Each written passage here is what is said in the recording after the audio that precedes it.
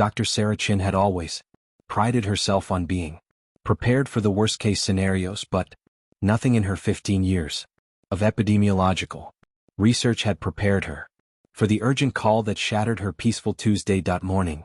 The Atlanta Centers for Disease Control headquarters buzzed with an energy it hadn't felt since the early days of the pandemic 3 years prior, but this time something felt fundamentally different. The reports flooding in from Phoenix, Arizona painted a picture that defied everything she understood about infectious diseases. Marcus Rodriguez, a seasoned emergency room physician at Phoenix General Hospital, had been working the night shift when the first cases arrived. 3 patients, all exhibiting similar symptoms that seemed to progress with alarming speed. High fever, violent convulsions, and then something that made his blood run cold, an aggressive behavior unlike anything he'd witnessed in his medical career. The patients had attacked nurses, orderlies, and other patients with a ferocity that seemed inhuman. Security footage showed them moving with jerky, unnatural motions, their eyes vacant yet somehow predatory. Meanwhile, in the suburban neighborhood of Scottsdale, retired Marine Sergeant Jake Thompson was enjoying his morning coffee when his neighbor's screams pierced the desert air. Through his kitchen window, he watched in horror as Mrs. Patterson, the elderly woman who had baked him cookies just last week, was being pursued by what appeared to be her own husband. But Mr. Patterson moved wrong, his gait stilted and his arms hanging at odd angles. When Jake rushed outside to help, he found Mrs. Patterson's husband had somehow become something else entirely. His skin had taken on a grayish pallor, and when he turned toward Jake, his eyes held no recognition, only hunger. The transformation wasn't limited to Phoenix.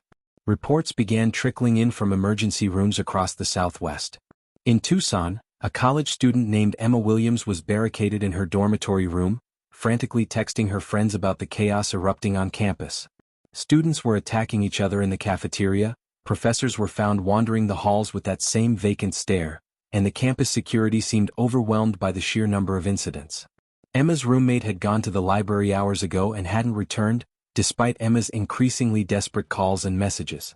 Back at the CDC, Dr. Chin assembled her rapid response team as more disturbing details emerged.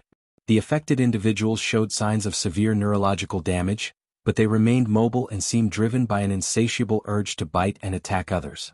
Blood samples rushed from Arizona hospitals revealed something that made Sarah's stomach drop. The victims' brain scans showed massive hemorrhaging in the frontal cortex, yet somehow they continued to function. More terrifying still, preliminary tests suggested that whatever was causing this condition was transmissible through bodily fluids, particularly saliva. The media hadn't caught wind of the situation yet, but Sarah knew that wouldn't last long. She watched the real-time tracking map on her computer screen as red dots began appearing in neighboring states. New Mexico reported 3 cases in Albuquerque. Colorado had 2 confirmed incidents in Denver. The pattern was clear: this wasn't contained to Arizona, and it was spreading faster than any pathogen she'd ever studied.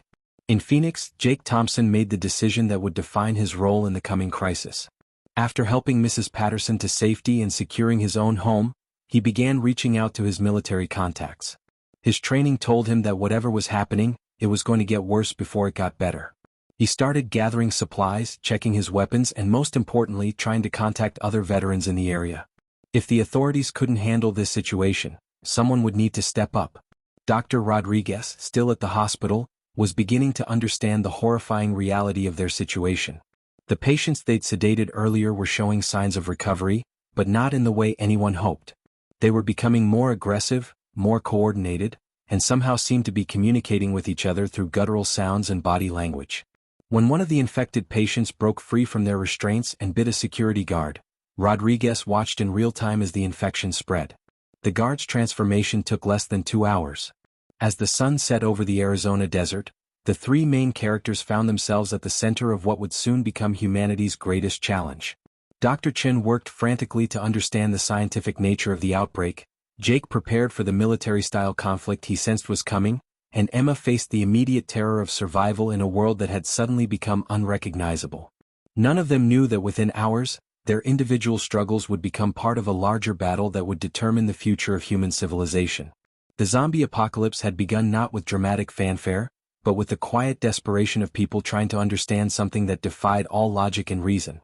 Within 48 hours of the initial Phoenix outbreak, the world had begun to understand that they were facing something unprecedented. Dr. Sarah Chin hadn't slept in over 36 hours as she worked frantically in her makeshift laboratory at the CDC's Emergency Operations Center.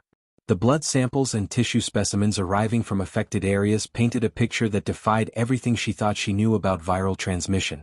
The pathogen wasn't just spreading rapidly, it was evolving, adapting to each new host with a speed that suggested something far more sophisticated than a simple virus. The first news reports had broken 12 hours earlier, but the media was struggling to accurately convey the severity of the situation. Reporters described violent outbreaks and aggressive behavior, but the sanitized language couldn't capture the reality that Jake Thompson was witnessing firsthand in his Phoenix neighborhood. The former Marine had spent the night moving from house to house, helping neighbors evacuate while fighting off what could only be described as the walking dead. His military training kept him focused, but even his combat experience hadn't prepared him for enemies that felt no pain, showed no fear, and seemed to exist solely to spread their condition to others. Jake had managed to gather 17 survivors from his immediate neighborhood, turning the local community center into a temporary fortress. Among them were the Hendersons, an elderly couple who had lost their son to the infection, Maria Santos, a nurse who had fled the hospital when it became overrun, and young Tommy Mitchell, whose parents hadn't made it out of their home before the infected broke in.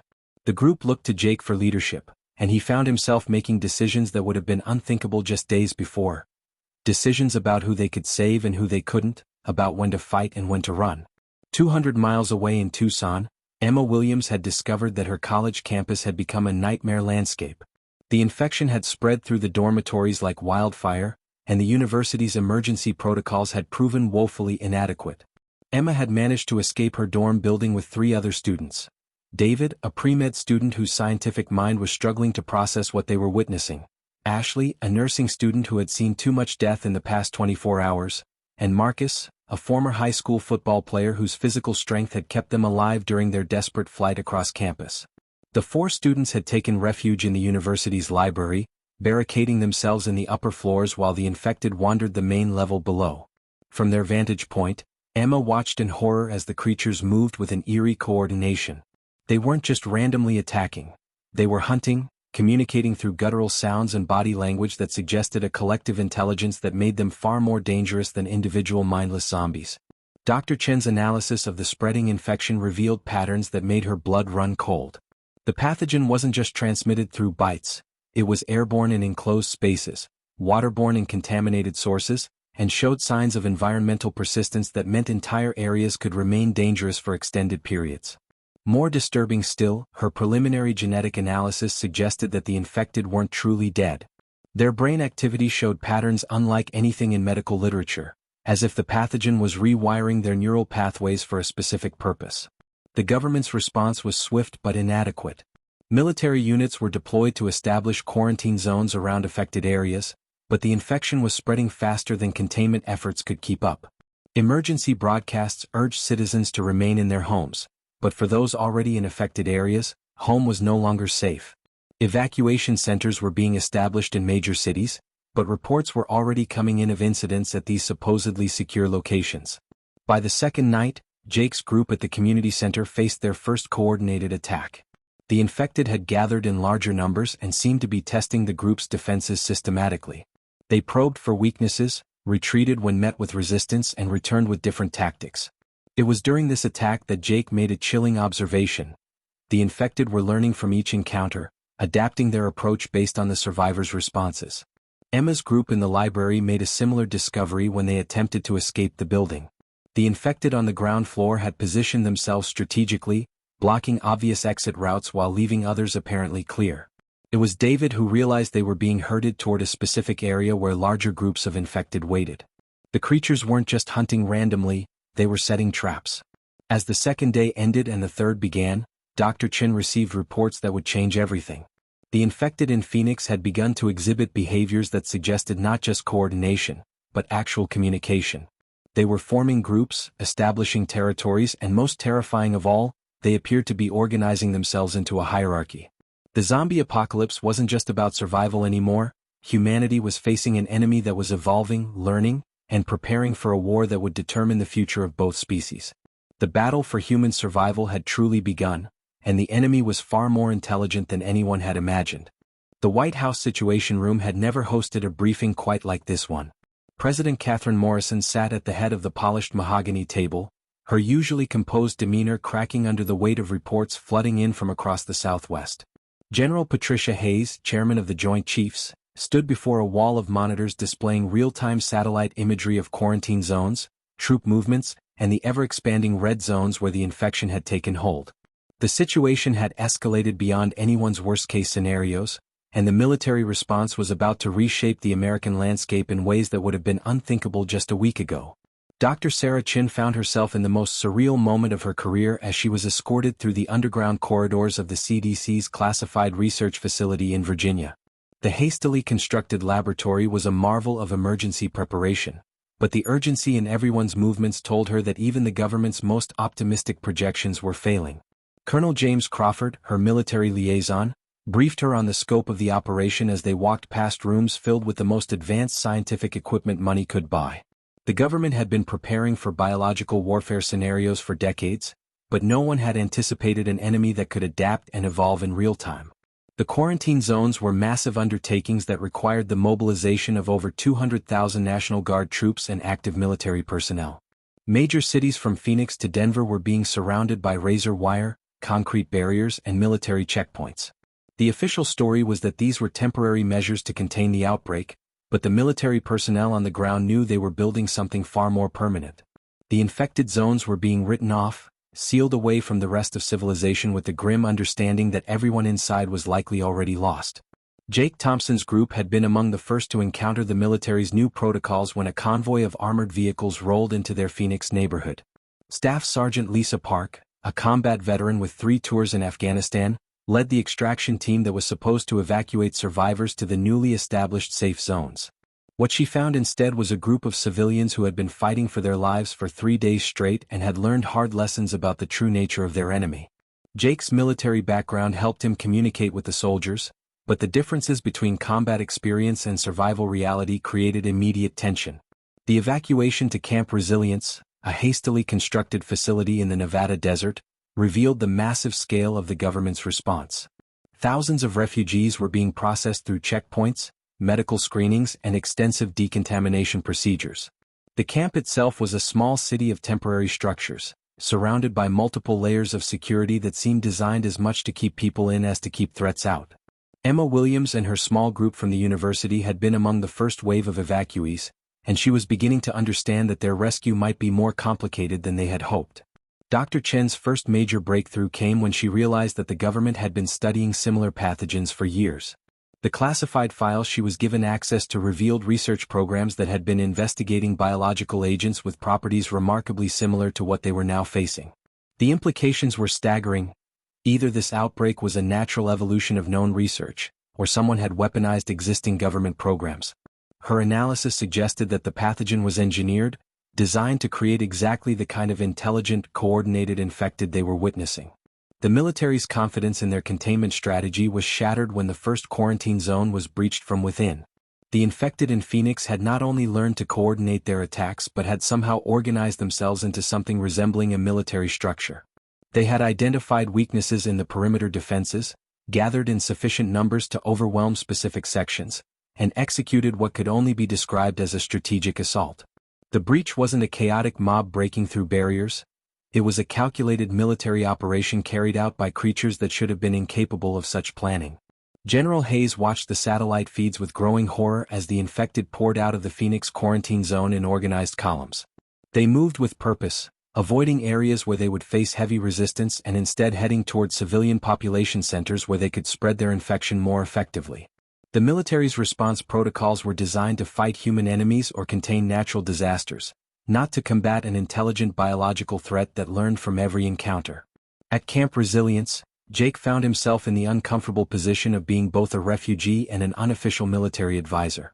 His experience fighting the infected gave him insights that the regular military personnel desperately needed, but his knowledge also made him a security risk.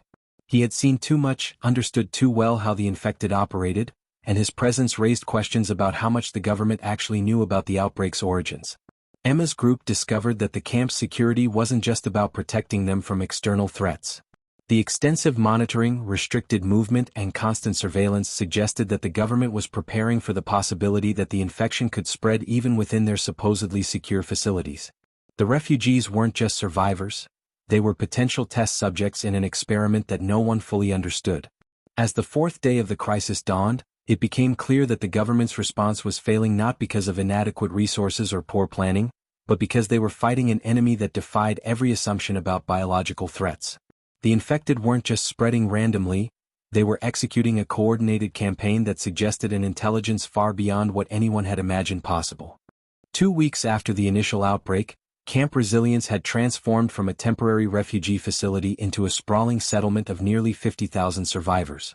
The Nevada desert location had been chosen for its isolation, but what was once seen as protection now felt like imprisonment to many of the residents.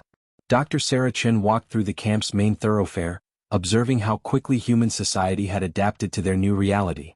Market stalls had emerged where survivors traded skills and resources, children played games that incorporated zombie survival tactics, and a complex social hierarchy had developed based on usefulness rather than previous social status. Jake Thompson had become an unofficial leader among the security-conscious survivors, his military experience making him invaluable to both the camp administration and the residents who looked to him for protection. He had established training programs that taught civilians basic combat skills, organized patrol schedules that supplemented the military guards, and most importantly, maintained detailed intelligence about the infected behavior patterns that the official reports seemed to downplay. His group had grown from the original 17 Phoenix survivors to over 200 people who trusted his judgment more than the camp's official leadership. The camp's medical facilities had become Emma Williams' second home as she volunteered to help process the continuous stream of new arrivals. Each convoy brought fresh horror stories, but also valuable intelligence about how the infected were evolving. Emma had developed a particular skill for interviewing traumatized survivors, helping them process their experiences while extracting crucial information about infected behavior, safe routes, and resource locations. Her work had caught the attention of Dr. Chen, who recognized that Emma's psychological insights were as valuable as any scientific data. The illusion of safety that Camp Resilience provided was carefully maintained through strict information control and the appearance of normalcy. The camp's commander, Colonel Rebecca Martinez, had implemented policies designed to prevent panic while maintaining operational security. Daily briefings to residents focused on positive developments and successful supply runs, while the darker intelligence reports about coordinated infected attacks on other camps were classified. The residents were told that their situation was temporary, that the government was developing solutions, and that their cooperation was essential for everyone's survival. Dr. Chen's research had taken a disturbing turn when she realized that the infected weren't just coordinating their attacks, they were experimenting with human survivors. Analysis of rescue footage and survivor testimonies revealed that the infected had been capturing humans rather than immediately converting them. These captives were being held in specific locations, subjected to different exposure methods, and released under controlled conditions. The infected were conducting their own research, learning about human behavior and testing the effectiveness of different infection vectors. The first major test of the camp's defenses came when scouts reported a massive horde approaching from the Phoenix direction. Unlike the random wandering groups they had encountered before, this was an organized force of over 10,000 infected moving with clear purpose. The camp's perimeter defenses had been designed to handle scattered groups of a few hundred, not a coordinated assault by an army that seemed to understand military tactics.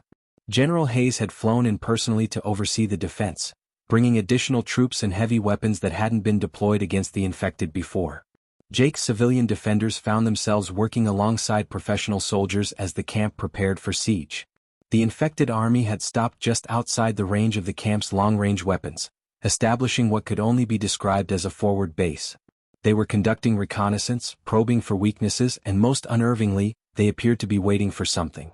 The infected had learned patience, strategic thinking, and were demonstrating a level of intelligence that made them far more dangerous than mindless zombies. Emma's interviews with recent arrivals revealed a pattern that sent chills through the camp's leadership. The infected weren't just randomly attacking settlements, they were systematically targeting locations with specific resources or strategic value. Communications equipment, medical supplies, and weapons were being seized and transported to central locations. The infected were building infrastructure, stockpiling resources, and preparing for extended operations that suggested long-term planning capabilities. The assault began at dawn on the camp's 15th day, but it wasn't the frontal attack that everyone had prepared for. The infected had somehow infiltrated the camp's outer perimeter during the night, bypassing electronic sensors and human guards with surgical precision. Small groups of infected had positioned themselves throughout the camp's infrastructure, targeting power systems, communications, and water supplies. The main horde's assault was a distraction from the real attack happening from within. As sirens wailed and emergency lighting flickered on throughout the camp, Jake realized that their supposedly secure refuge had been compromised from the beginning. The infected had been studying their defenses, learning their routines, and preparing for this moment with the patience and planning of a military intelligence operation. The safe zone had been an illusion, carefully maintained until the infected were ready to demonstrate that nowhere was truly secure. Dr. Chen's emergency laboratory went into lockdown as infected broke through the camp's inner defenses, but not before she made a crucial discovery. The infected weren't just intelligent. They were evolving rapidly, adapting not just their behavior but their physical capabilities. The creatures attacking the camp were faster, stronger, and more coordinated than the original infected from Phoenix.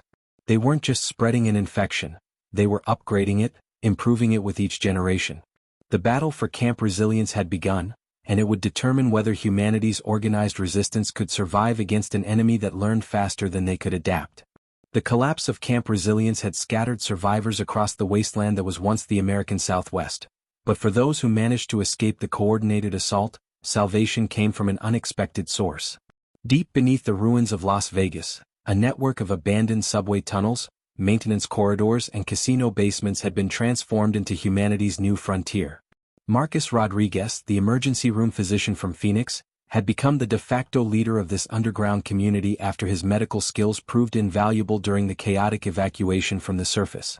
Dr. Sarah Chin descended into the tunnels carrying nothing but her research notes and a portable laboratory kit salvaged from the camp's destruction. The underground network was a maze of interconnected passages that stretched for miles beneath the city, housing nearly 3,000 survivors who had learned that the infected's intelligence had limitations.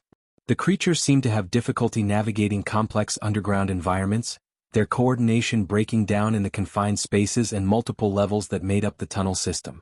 It was here that humanity was learning to fight back, not through direct confrontation, but through adaptation and guerrilla tactics.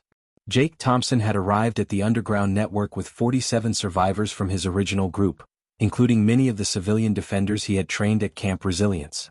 The tunnels presented unique tactical challenges that his military experience hadn't prepared him for, but they also offered opportunities that surface combat couldn't provide. The network's multiple levels and intersecting passages created natural choke points where small groups of defenders could hold off much larger forces. Jake had begun organizing the survivors into specialized teams: scouts who mapped the ever-expanding tunnel system, engineers who maintained the improvised infrastructure, and combat units who ventured to the surface for supply runs. Emma Williams had discovered her true calling in the underground community as she worked to maintain morale and psychological stability among the survivors.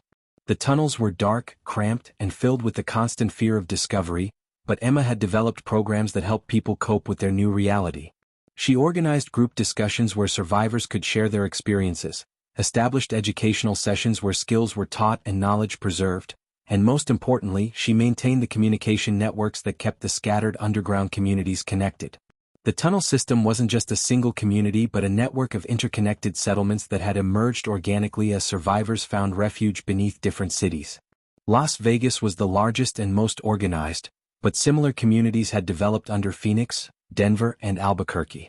Communication between these settlements was maintained through a combination of radio equipment, messenger runs, and an elaborate system of coded messages left in predetermined locations.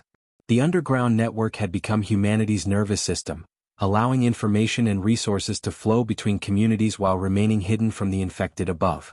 Dr. Chen's research in the tunnels revealed disturbing new developments in the infected's evolution.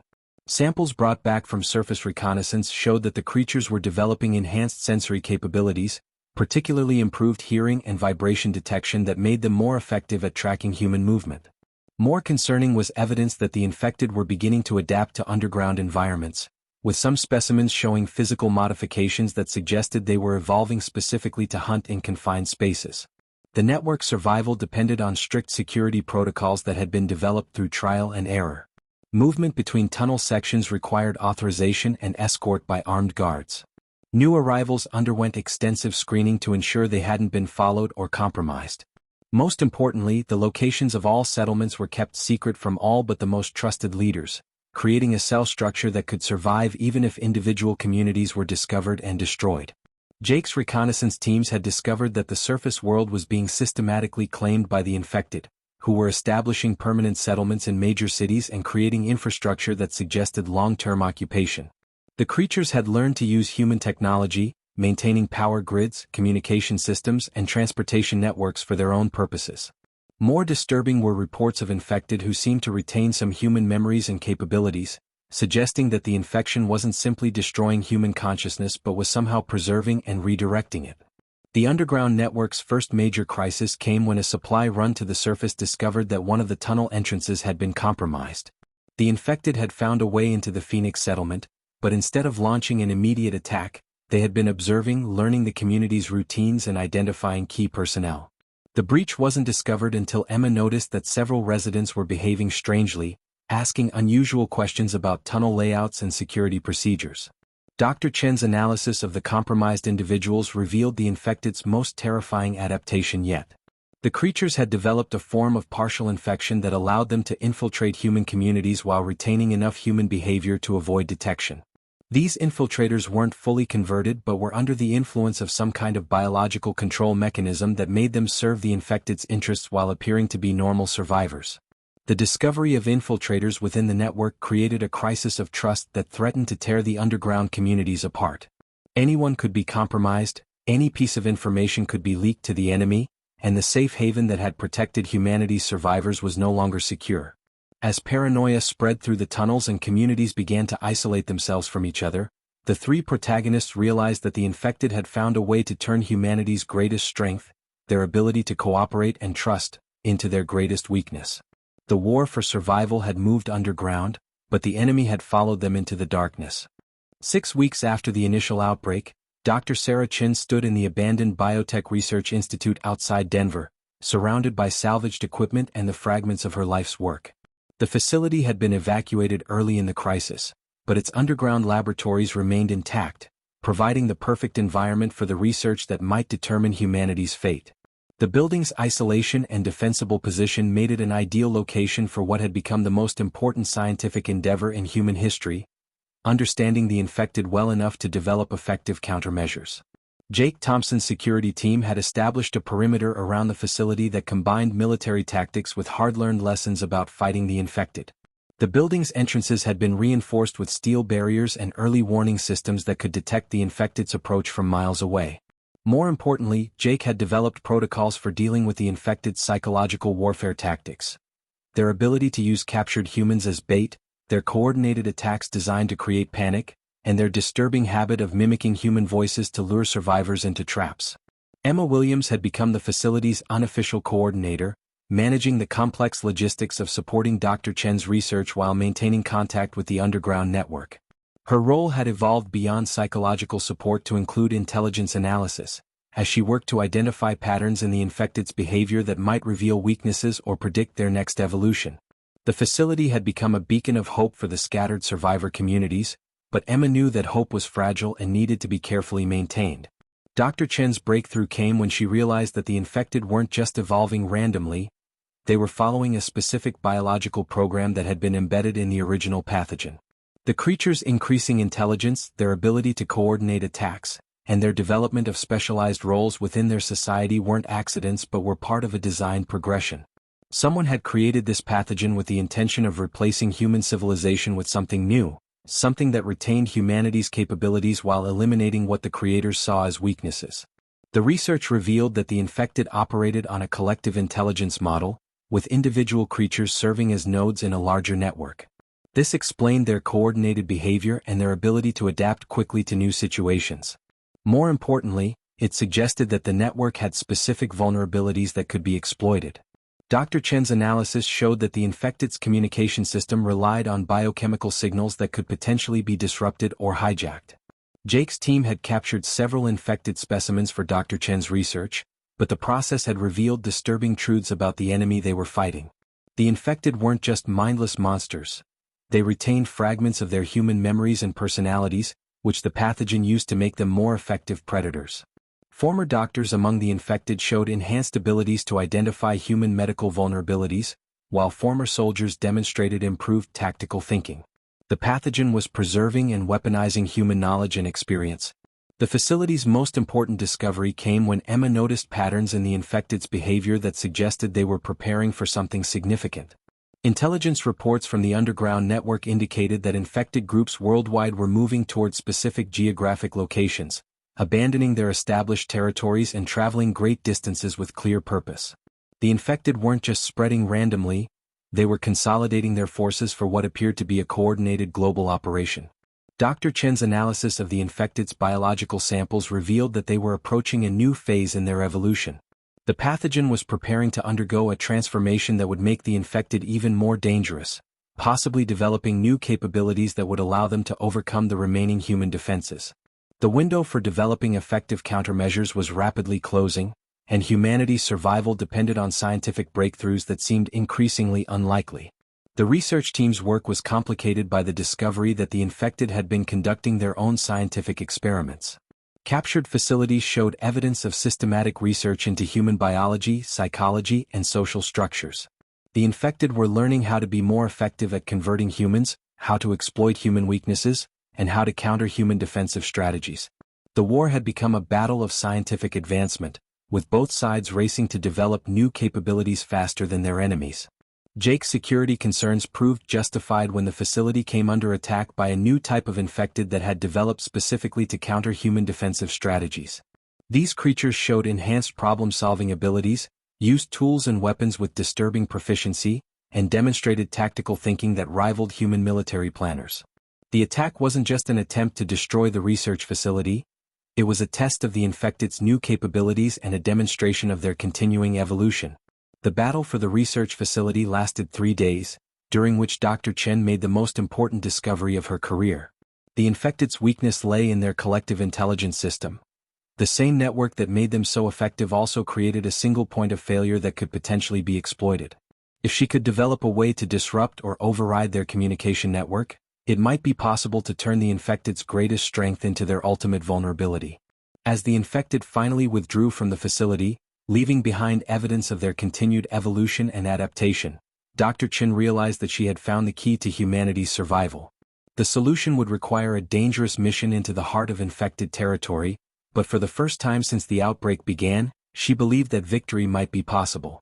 10 weeks after the outbreak began, the mission that would determine humanity's fate was launched from the ruins of the Denver Research Facility.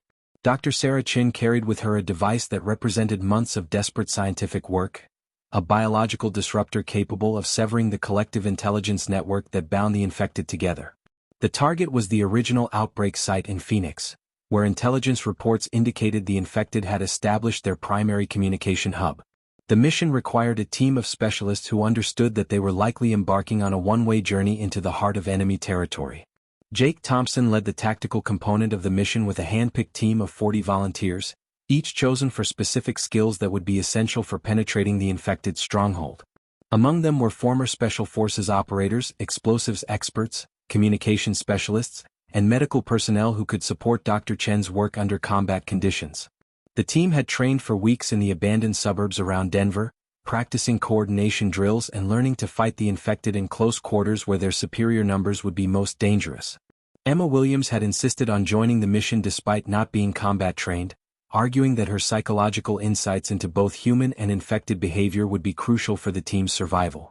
Her analysis of captured infected communications had revealed patterns that suggested the creatures experienced something analogous to emotions, fear, anger, and determination that could be exploited by a team that understood how to manipulate their responses. Emma's role would be to help the team navigate the psychological warfare that the infected had perfected over weeks of conflict. The approach to Phoenix required crossing 200 miles of territory that had been completely claimed by the infected. The landscape had been transformed into something that barely resembled the world they remembered, with infected settlements that demonstrated an alien intelligence applied to human infrastructure. Roads had been modified to create choke points and kill zones, buildings had been repurposed into communication nodes and breeding facilities, and the entire region functioned as a single massive organism dedicated to the expansion and evolution of the infected species. Dr. Chen's equipment required precise positioning within the infected stronghold to be effective, meaning the team couldn't simply conduct a raid and withdraw. They needed to fight their way to the center of Phoenix, establish a defensible position, and hold it long enough for the biological disruptor to propagate through the infected's network. The device would take approximately 6 hours to achieve full effectiveness, during which time the team would face the concentrated attention of every infected creature in the region. The mission's first major obstacle came when the team discovered that the infected had evolved new defensive capabilities specifically in response to human raid tactics. Sentries positioned throughout the approach routes weren't just watching for intruders. They were analyzing human behavior patterns and adapting their responses in real time. The infected had learned to anticipate human tactical thinking and had prepared countermeasures that forced Jake's team to abandon their carefully planned approach routes. Emma's psychological warfare tactics proved crucial when the team encountered infected who retained enough human memory to attempt negotiation. These creatures offered safe passage in exchange for information about other survivor communities, demonstrating that the infected had developed sophisticated intelligence-gathering capabilities. Emma's ability to recognize and counter these psychological manipulations kept the team focused on their mission while avoiding the traps that had claimed other human forces. The battle for the communication hub lasted 14 hours and cost the mission team 31 of its 40 members. The infected defended their stronghold with a desperation that suggested they understood the threat that Dr. Chen's device represented. Wave after wave of creatures attacked the team's position, each assault more coordinated and intelligent than the last. The infected demonstrated new capabilities throughout the battle, including the ability to rapidly adapt their tactics based on the team's defensive strategies. Dr. Chen activated the biological disruptor while the facility crumbled around them, her scientific equipment protected by the last 9 members of Jake's team in a final defensive action that would be remembered as humanity's most crucial last stand. The device's effects were immediate and dramatic. Infected throughout the region suddenly lost coordination, reverting to individual behavior patterns that made them far less dangerous. The collective intelligence that had made them nearly invincible was severed, leaving thousands of creatures confused and directionless. Jake Thompson made the ultimate sacrifice when he stayed behind to ensure the device remained operational during its critical activation period. His final radio transmission confirmed that the biological disruptor was working, but at a cost that left the surviving team members devastated.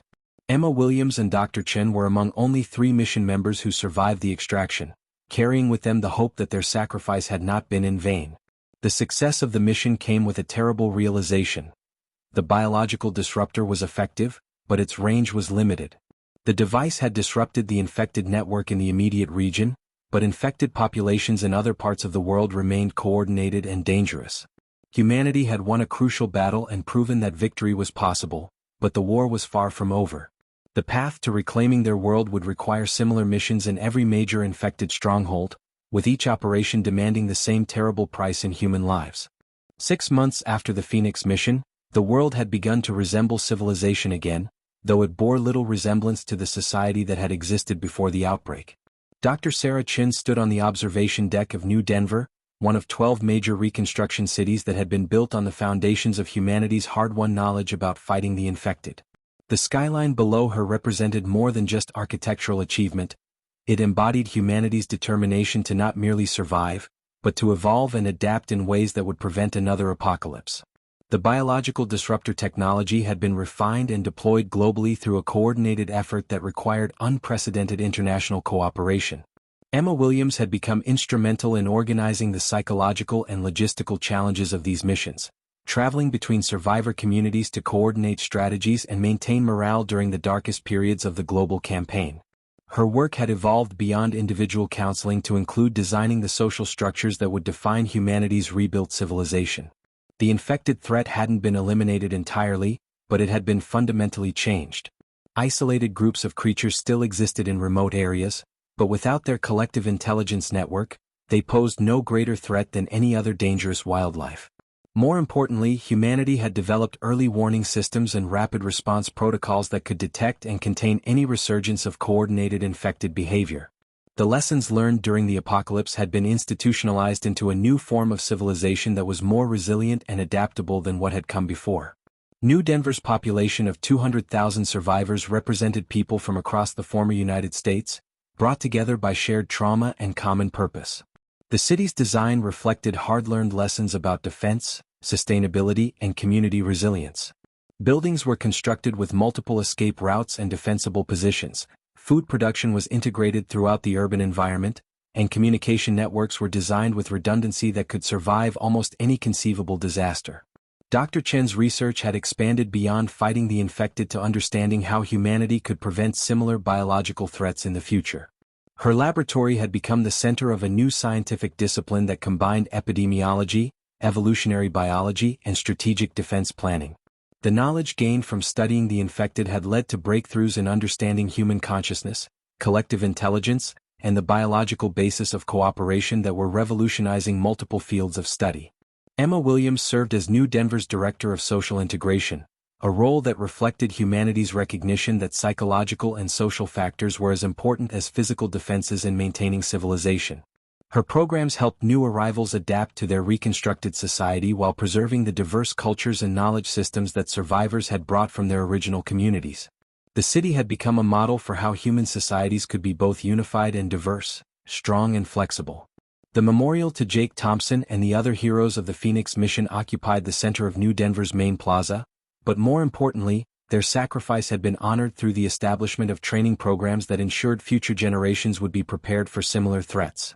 Military service had been redefined to include not just traditional combat skills but also biological threat assessment, community defense coordination, and the psychological resilience needed to fight enemies that could exploit human fears and weaknesses. The global situation remained complex, with some regions still struggling to implement the biological disruptor technology and others dealing with infected populations that had developed resistance to the original countermeasures. However, the network of rebuilt cities maintained constant communication and mutual support, creating a resilient global civilization that could adapt to new challenges more quickly than the pre-apocalypse world had ever managed. Dr. Chen's latest research had revealed disturbing evidence that the original pathogen had been just one of several biological weapons developed by an unknown organization. Intelligence gathered from captured infected facilities suggested that other threats might still exist, dormant and waiting for activation. This knowledge had led to the establishment of global monitoring systems and research partnerships that ensured humanity would never again be caught unprepared for biological warfare.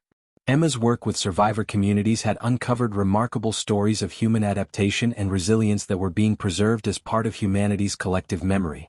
The apocalypse had revealed both the worst and best aspects of human nature, and the rebuilt civilization was designed to encourage cooperation, innovation, and mutual support while maintaining the defensive capabilities needed to protect against future threats. As Dr. Chen watched the sunset over New Denver's skyline, she reflected on how much had changed since that first terrifying phone call 6 months ago. Humanity had faced extinction and had not only survived but had emerged stronger, wiser, and more united than before. The infected had taught them painful lessons about the importance of vigilance, preparation, and the willingness to sacrifice for the greater good. The new world wasn't perfect.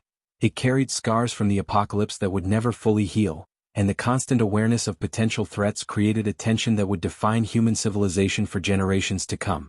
But it was a world where humanity had proven its resilience, where communities were stronger than they had ever been, and where the knowledge gained through suffering had been transformed into wisdom that would protect future generations. The battle for humanity's future had been won, but the vigilance required to maintain that victory would never end. The new dawn brought hope, but it also brought the responsibility to remain forever prepared for whatever threats might emerge from the darkness.